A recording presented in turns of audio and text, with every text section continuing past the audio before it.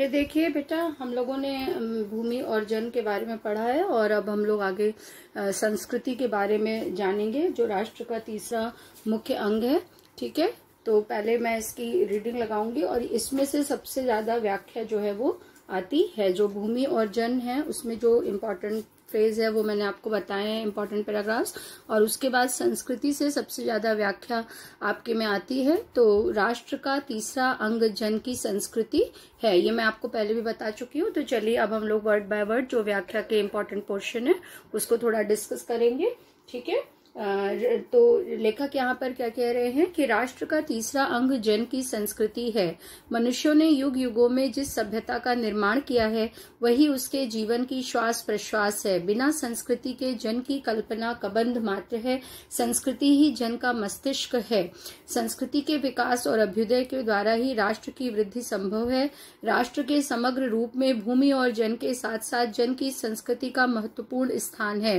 यदि भूमि और जन अपनी संस्कृति से विरहित कर दिए जाएं तो राष्ट्र का लोप समझना चाहिए। यहाँ तक देखिए कि राष्ट्र का तीसरा अंग जन की संस्कृति है। मनुष्यों ने युग युगों में जिस सभ्यता का निर्माण किया है वही उनके जीवन की श्वास प्रश्वास है। बिना संस्कृति के जन की कल्पना कबंध मात्र है। संस्कृति ही जन का मस्तिष्क है। संस्कृति के विकास और अभ्युदय के द्वारा ही राष्ट्र की वृद्धि संभव है।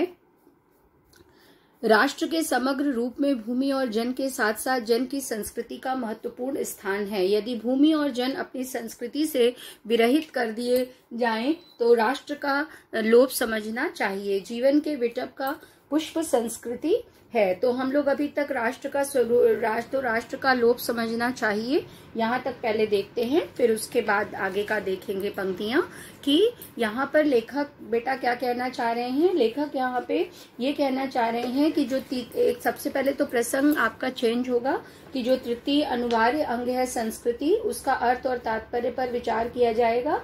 लेखक उसके अर्थ और तात्पर्य पर विचार करेंगे और उसके बारे में बता रहे हैं। तो यहाँ पर लेखक क्या कह रहे हैं, लेखक यहाँ ये कह रहे हैं कि जो संस्कृति है, सबसे पहले तो प्रसंग आपका चेंज हो जाएगा। आप बताएंगे उसमें कि राष्ट्र के 3 मुख्य अंग डॉक्टर वासुदेव शरण अग्रवाल जी के द्वारा बताए गए हैं, भूमि जन और संस्कृति।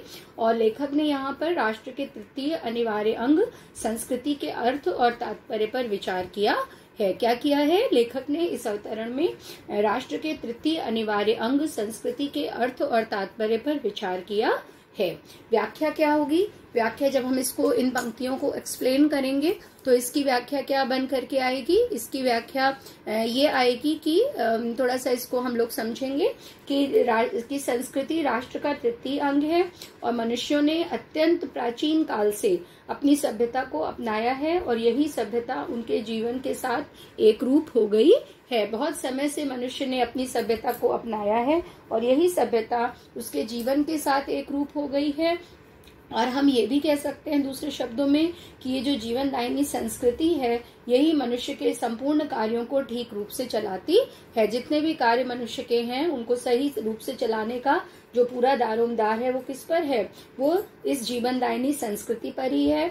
और यही हम इसीलिए हम उसे मानव का मस्तिष्क भी कह सकते हैं। हम संस्कृति को बेटा क्या कह सकते हैं? हम संस्कृति को मानव का मस्तिष्क भी कह सकते हैं। और जिस प्रकार से मस्तिष्क के अभाव में जो मनुष्य का संपूर्ण शरीर है वो व्यर्थ है और केवल धड़ मात्र ही रहता है, उसी प्रकार से जो संस्कृति है उसके अभाव में मानव जीवन कैसा होता है? व्यर्थ और महत्वहीन होता है। इसीलिए संस्कृति की उन्नति और विकास के द्वारा ही राष्ट्र की वृद्धि संभव है। ये देखिए जो यहाँ पर लिखा हुआ है 3rd और 4th लाइन, इसका मैंने अर्थ बताया, इसको आप पढ़िए और इसका अर्थ समझिए कि लेखक क्या कह रहे हैं कि जिस प्रकार से जो मस्तिष्क है उसके अभाव में मनुष्य का संपूर्ण शरीर व्यर्थ और केवल धड़ मात्र ही रहता है, उसी प्रकार संस्कृति के अभाव में मानव जीवन व्यर्थ रहता है और महत्वहीन रहता है। इसलिए संस्कृति की उन्नति और विकास के द्वारा ही राष्ट्र की उन्नति होती है। और राष्ट्र के समन्वित रूप से संस्कृति के बिना भूमि और जन जो हैं वो राष्ट्र की उन्नति नहीं कर सकते। इसलिए संस्कृति के अभाव में भूमि और जन के होते हुए भी राष्ट्र की अवनति हो जाती है और वह लुप्त सा हो जाता है। जो 4th और 5th लाइन है वो क्या बोल रहे हैं कि राष्ट्र के समग्र रूप में भूमि और जन के साथ साथ जन की संस्कृति का महत्वपूर्ण स्थान है। क्या है कि राष्ट्र के समग्र रूप में भूमि और जन के साथ साथ जन की संस्कृति का महत्वपूर्ण स्थान है। तो इसका मतलब क्या है, वो यहाँ पर ये कह रहे हैं कि राष्ट्र का जब हम समन्वित रूप किसी भी राष्ट्र का लेंगे तो समग्र रूप में संस्कृति के बिना भूमि और जन जो हैं वो राष्ट्र की उन्नति नहीं कर पाते हैं। इसीलिए संस्कृति के अभाव में भूमि और जन के होते हुए भी राष्ट्र की अवनति हो जाती है और वह राष्ट्र जो है वो प्रायः लुप्त सा हो जाता है। फिर देखिए यहाँ से सेकंड पैराग्राफ भी शुरू हो सकता है या यही पैराग्राफ कंटिन्यू भी हो सकता है, जो मैंने आपको पहले भी बताया था एकदम इंट्रोडक्शन में। अगर आपको इस चैप्टर का इंट्रोडक्शन याद है तो मैंने ये पंक्ति आपको बताई थी कि जीवन के विटप का पुष्प संस्कृति है। संस्कृति के सौंदर्य और सौरभ में ही राष्ट्रीय जन के जीवन का सौंदर्य और यश अंतर्निहित। एक मिनट रुकिएगा क्योंकि ये आपका पेज यहाँ पर से चेंज हुआ है, जस्ट अ मिनट। है ज्ञान और कर्म दोनों के पारस्परिक प्रकाश की संज्ञा संस्कृति है। भूमि पर बसने वाले जन ने ज्ञान के क्षेत्र में जो सोचा है और कर्म के क्षेत्र में जो रचा है, दोनों के रूप में हमें राष्ट्रीय संस्कृति के दर्शन मिलते हैं। ठीक है, और जीवन के विकास की युक्ति ही संस्कृति के रूप में प्रकट होती है। प्रत्येक जाति अपनी अपनी विशेषताओं के साथ इस युक्ति को निश्चित करती है और उससे प्रेरित संस्कृति का विकास करती है। इस दृष्टि से प्रत्येक जन की अपनी अपनी भावना के अनुसार पृथक पृथक संस्कृतियां राष्ट्र में विकसित होती हैं, परंतु उन सब का मूल आधार पारस्परिक सहिष्णुता और समन्वय पर निर्भर है। बहुत अच्छी बात इन्होंने इस पैराग्राफ में कही है। हम एक बार फिर से आपको पहले पढ़ते हैं, उसके बाद बताते हैं कि जीवन के विटप का पुष्प संस्कृति है। संस्कृति के सौंदर्य और सौरभ में ही राष्ट्रीय जन के जीवन का सौंदर्य और यश अंतर्निहित है। ज्ञान और कर्म दोनों के ही पारस्परिक प्रकाश की संज्ञा संस्कृति है। भूमि पर बसने वाले जन ने ज्ञान के क्षेत्र में जो सोचा है और कर्म के क्षेत्र में जो रचा है, दोनों के रूप में हमें राष्ट्रीय संस्कृति के दर्शन मिलते हैं। जीवन के विकास की युक्ति ही संस्कृति के रूप में प्रकट होती है। प्रत्येक जाति अपनी अपनी विशेषताओं के साथ इस युक्ति को निश्चित करती है और उससे प्रेरित संस्कृति का विकास करती है। इस दृष्टि से प्रत्येक जन की अपनी अपनी भावना के अनुसार पृथक पृथक संस्कृतियां राष्ट्र में विकसित होती हैं, परंतु उन सब का मूल आधार पारस्परिक सहिष्णुता और समन्वय पर निर्भर है। ठीक है, तो इसको हम जरा सी देखते हैं कि यहाँ पर जो लेखक हैं वो क्या कहना चाह रहे हैं। तो लेखक ने यहाँ पर ये बता दिया है हमें कि जो राष्ट्र का तीसरा अंग है वो संस्कृति है और वो संस्कृति को जन का मस्तिष्क मान रहे हैं और जिसके विकास के बिना राष्ट्र का अभ्युदय जो है वो नहीं हो सकता। और यदि भूमि और जन को अपनी संस्कृति से अलग कर दिया जाए तो राष्ट्र का लोप हो जाएगा। ये हमने आपको अभी तक बताया। क्या बताया कि जो राष्ट्र का मुख्य तीसरा अंग है वो संस्कृति है और इस संस्कृति को जन का मस्तिष्क लेखक मान रहे हैं और ये भी कह रहे हैं कि उसके विकास के बिना राष्ट्र का अभ्युदय नहीं हो सकता है। और यदि भूमि और जन को हम अपनी संस्कृति से अलग कर देंगे तो क्या होगा कि राष्ट्र का ही लोप हो जाएगा। यहाँ तक हमने आपको अभी जो पिछली पंक्तियां थी उसमें जो है वो बताया था। अब यहाँ पर लेखक क्या कह रहे हैं, अब आने वाली पंक्तियों में लेखक अगर ये कह रहे हैं कि यदि हम जो जीवन के विटप का पुष्प संस्कृति है, इसका मतलब बेटा ये होगा कि वो यहाँ पर ये कह रहे हैं लेखक कि यदि हम अलंकारिक भाषा का प्रयोग करें, अलंकारिक मतलब सजावट के रूप में कहें या अलंकारिक भाषा का प्रयोग करें, तो हम ये कह सकते हैं कि संस्कृति जो है वो जीवन रूपी वृक्ष का पुष्प है। क्या है कि यदि हम अलंकारिक भाषा का प्रयोग करें तो हम ये कह सकते हैं कि संस्कृति जीवन रूपी वृक्ष का पुष्प है। और जिस प्रकार से एक पुष्प की सुंदरता और सुगंध से ही वृक्ष की सुंदरता होती है, उसी प्रकार संस्कृति की श्रेष्ठता, महत्ता और कीर्ति के द्वारा राष्ट्रीयता, जन जीवन की श्रेष्ठता, सुंदरता और महत्ता भी प्रकट होती है। जिस प्रकार से मनुष्य जो है वो अपने मस्तिष्क की शक्ति के अनुसार अपनी उन्नति कर लेता है, उसी प्रकार से वही राष्ट्र जो है वो अपनी सर्वाधिक उन्नति और समृद्धि करता है, जिससे जितनी उसकी संस्कृति समृद्ध होती है। एक बार फिर से आपको मैं बता रही हूँ, थोड़ा जल्दी में समझा दिया मैंने, कि यहाँ पर लेखक ये कह रहे हैं कि अगर हम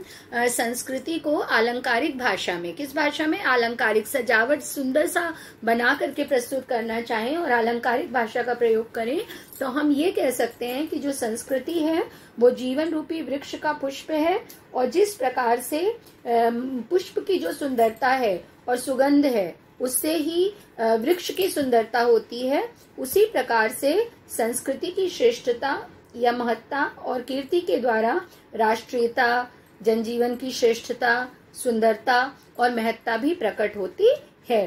ठीक है, ये मैंने पूरा जो है वो केवल एक लाइन का, एक पंक्ति का अर्थ बताया है कि जीवन के विटप का पुष्प संस्कृति है। और इसमें आप ये भी एक एग्जाम्पल देंगे कि जिस प्रकार से मनुष्य जो है वो अपने मस्तिष्क की शक्ति के अनुसार अपनी उन्नति करता है, उसी प्रकार से वही राष्ट्र अपनी सर्वाधिक उन्नति तथा समृद्धि करता है, जितनी उसकी संस्कृति जो है वो समृद्ध होती है। ठीक है, समझ में आया? क्या लिखेंगे आप इसमें? तो ये यहाँ पर आप लिखेंगे कि जिस प्रकार से, इसको हम थोड़ा सा सरल भाषा में भी बता दे रहे हैं, ये थोड़ा मैंने साहित्यिक भाषा में आपको बताया है कि लेखक का यहाँ पर मत है कि यदि हम जीवन को एक वृक्ष मान लें, एक पेड़ मान लें, और इस जीवन रूपी वृक्ष में संस्कृति रूपी पुष्प को ही हम विकसित कर सकते है, कि यदि जैसे किसी भी पेड़ का एक पुष्प होता है, एक फूल होता है, तो उसी प्रकार से जो जीवन रूपी वृक्ष है, जो जीवन रूपी पेड़ है, उसमें संस्कृति रूपी जो पुष्प है वो विकसित होता है, और जिसकी जो सुगंध है या खुशबू है वो दूर दूर तक व्याप्त होती है।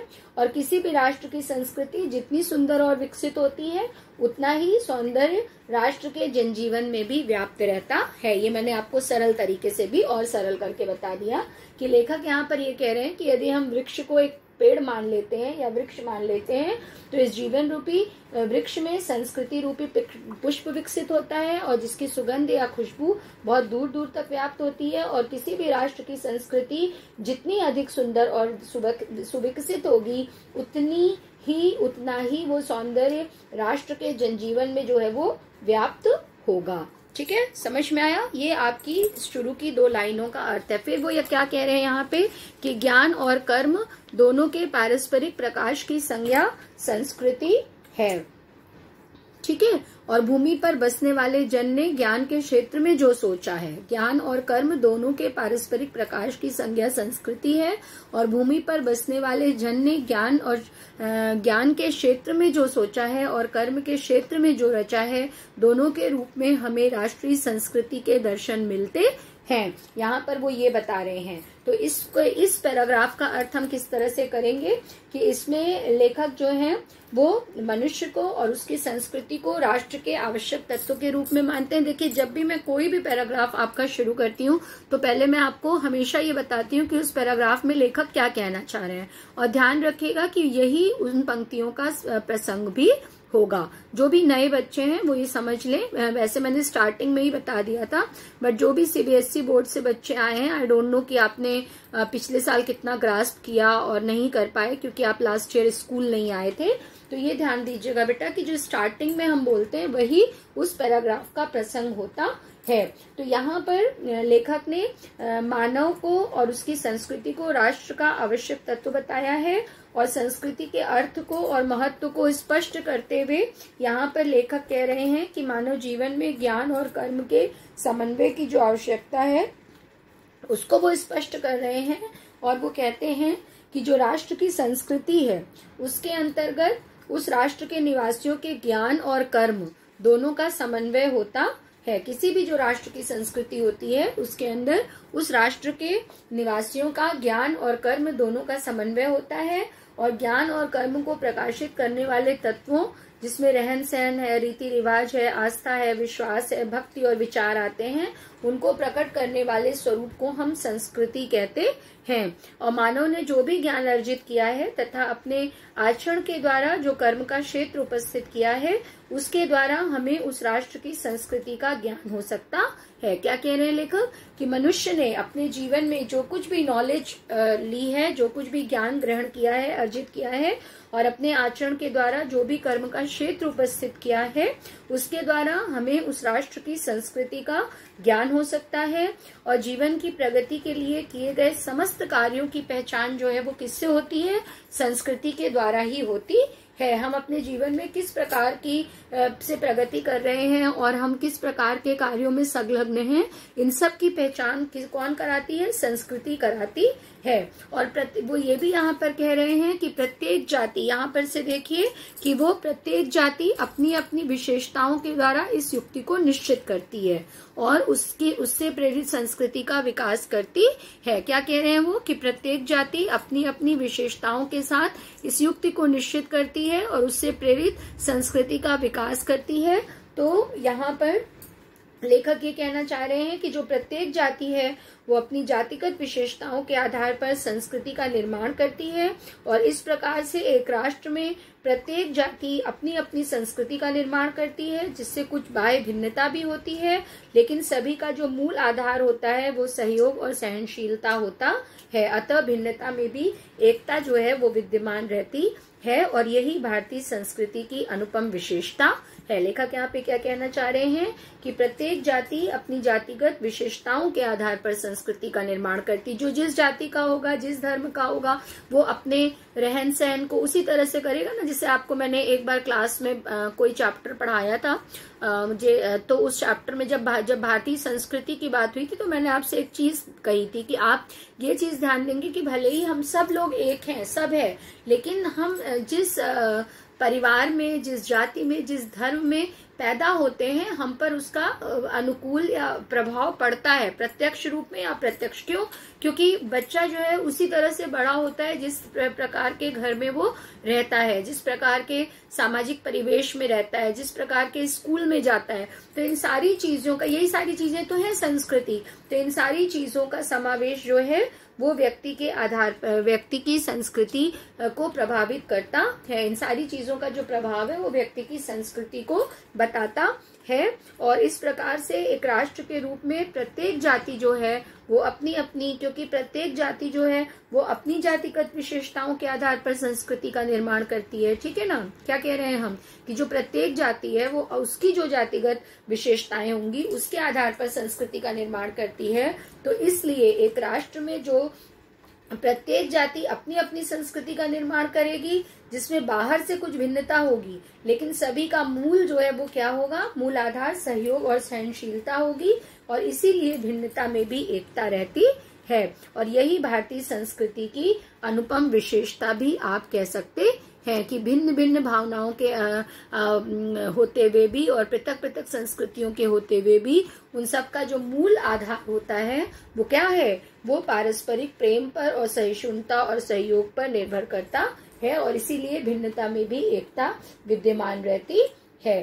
ठीक है? और मतलब इसको आप इस तरह से भी समझ सकते हैं। मैंने थोड़ा ये साहित्यिक भाषा में बताया और थोड़ा सा इसको और सरल बताती हूँ कि लेखक यहाँ पर ये कहते हैं कि जो राष्ट्र में रहने वाली विभिन्न जातियां हैं वो अपनी अपनी विशेषताओं के अनुसार, जो मैंने अभी आपको बताया एग्जाम्पल दे करके, अपनी अपनी विशेषताओं के अनुसार जीवन शैली का विकास करती हैं।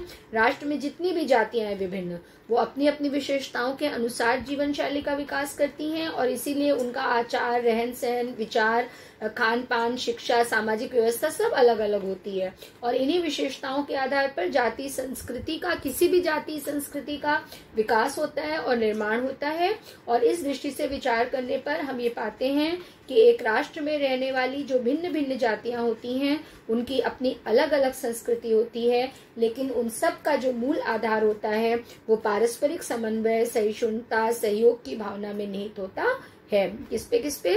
पारस्परिक सहयोग, सहनशीलता, सहिष्णुता पर निर्भर होता है, समन्वय पर निर्भर होता है और इसी समन्वयशीलता के कारण ही राष्ट्र की उन्नति जो है वो संभव हो पाती है। ठीक है? कि जो फिर से बता रहे हैं कि जो उनका रहन सहन है, आचार विचार है, खान पान है, शिक्षा है, सामाजिक व्यवस्था है वो विभिन्न जातियों की अलग अलग होती है, और इसी विशेषता के आधार पर जो जाति संस्कृति है उसका विकास और निर्माण होता है। और इस दृष्टि से अगर हम विचार करते हैं तो हम ये पाते हैं कि जो एक राष्ट्र में लोग रह रहे हैं भिन्न भिन्न जातियों के, उन सब की अलग अलग संस्कृति होगी, लेकिन जो सबका मूल आधार होगा वो एक होगा। वो पारस्परिक रूप से समन्वित होंगे, सहिष्णुता का भाव उनमें होगा, समन्वयशीलता होगी और सहनशीलता होगी। और इसी जो समन्वयशीलता है, इसी के कारण ही राष्ट्र की उन्नति जो है वो संभव होती है, और यही भारतीय संस्कृति की अनुपम विशेषता भी है। ठीक है, तो इसमें इन्होंने जो मेन बात बताई है लेखक ने, वो ये बताई है कि राष्ट्र की जो भारत की सभी संस्कृतियों का जो मूल आधार है वो समन्वय। इसमें इन्होंने थोड़ा सा भारत के बारे में भी बात की है इनडायरेक्ट, वैसे तो ये किसी भी राष्ट्र के बारे में हो सकती है, लेकिन विशेष रूप से भारत की जो सभी संस्कृतियां हैं उनका जो मूल आधार है वो समन्वय और सहिष्णुता है, और यही अनेकता में एकता का भाव है। शैली कौन सी है? शैली में इन्होंने तर्क दिया है और विवेचनात्मक शैली भी है। शैली क्या है? शैली में तर्क दिया है और विवेचनात्मक शैली भी है। ठीक है, और भाषा जो है वो यहाँ पर उन्होंने प्रौढ़ भाषा का प्रयोग किया है, मतलब गंभीर भाषा का, प्रौढ़ भाषा का प्रयोग किया है, और शैली जो है वो परिष्कृत है। शैली यहाँ पर विचारात्मक है और जो भाषा है वो प्रौढ़ और परिष्कृत है। ठीक है, समझ में आ गया? तो यहाँ तक मैंने आपका लिया है। मैं बेटा सोच रही थी कि आज मैं इसको कंप्लीट कर दूंगी, लेकिन चूंकि थोड़ा से कठिन पैराग्राफ्स हैं और इम्पोर्टेंट पैराग्राफ्स भी हैं, तो हम स्किप नहीं कर सकते कि मान लीजिए मैं ये पैराग्राफ छोड़ दूं कि इसको तुम समझ गए होगे और मान लीजिए वही एग्जाम में आ जाए, तो ऐसी स्टडीज हमें नहीं करनी है। हमें पूरा अच्छे से गूढ़ता से और गंभीरता से पढ़ना है। तो चूंकि आज आपके ऑलरेडी मैंने काफी पैराग्राफ्स ले लिए हैं, 3-4 पैराग्राफ आई थिंक सो, या 5 पैराग्राफ्स। इधर मैंने आपके 2 पैराग्राफ्स लिए, फिर इधर भी जी, तो आपके 4 बड़े पैराग्राफ्स मैंने ले लिए हैं, 2 बड़े 2 छोटे। तो आज मैं आपको यहीं पे क्लास ओवर कर रही हूँ, क्योंकि खत्म कर रही हूँ, क्योंकि फिर ज्यादा हो जाएगा तो आपको बोरिंग भी लगेगा देखना भी, और आप समझ भी नहीं पाएंगे। और अभी इसमें स्टिल 4 पैराग्राफ्स बचते हैं चैप्टर में, 4 पैराग्राफ बचे हुए हैं इसमें। तो ये हम जो है इसमें 3 पैराग्राफ जो है वो काफी इम्पोर्टेंट है, तो इनको भी अच्छे से बताना होगा आपको। तो हम 1 से 2 वीडियो में आगे इस चैप्टर को कंप्लीट करेंगे। ठीक है, तो आज तब तक के लिए, चूंकि ये चैप्टर काफी इम्पोर्टेंट है, इसलिए आप इस सारे चैप्टर्स के जितने भी नोट्स मैंने आपको बताए हैं या समझाए हैं उनको लिखिए, और साथ ही जो भी असाइनमेंट का वर्क या कुछ भी क्वेश्चन आवर टाइप का काम मैं आपको दूंगी उसको भी आप जरूर से करिएगा। ठीक है, और अपने नोट्स प्रिपेयर करिएगा। कोई भी प्रॉब्लम है तो प्लीज मुझे मैसेज करिएगा कमेंट बॉक्स में, या व्हाट्सएप में कर सकते हैं, या अगर आपको ज्यादा कुछ समझने में प्रॉब्लम है तो आप कॉल भी कर सकते हैं। और जब भी मैं आपकी गूगल मीट लेती हूँ कोशिश करूंगी कि हफ्ते में 1 जरूर ले लूं, तो और लूंगी ही, कोशिश नहीं लूंगी ही मैं, आई प्रॉमिस यू। तो उसमें भी आप अपनी क्वेरीज को पूछ सकते हैं। तो फिर मिलते हैं नेक्स्ट वीडियो में, तब तक के लिए काम कंप्लीट करिए, स्वस्थ रहिए, खुश रहिए, सबको खुश रखिए, और अपने शरीर का, अपनी हाइजीन का, अपनी इम्यूनिटी का, कोविड से बचने का बहुत ज्यादा ध्यान रखिए, और सबको खुश रखिए, स्वस्थ रहिए। God bless you, thank you.